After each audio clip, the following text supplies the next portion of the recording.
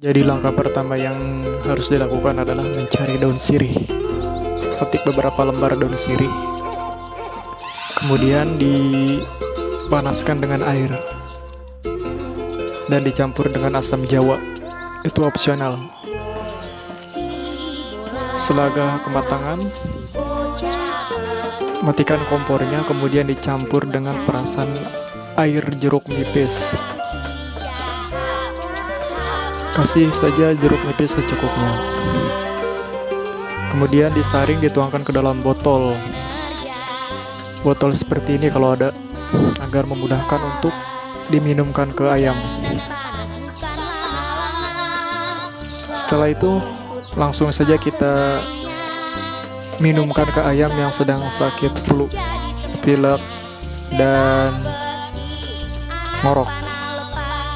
Insya Allah dengan rutin ayam kita akan sembuh. Saya sudah mempraktekannya. Silahkan dicoba.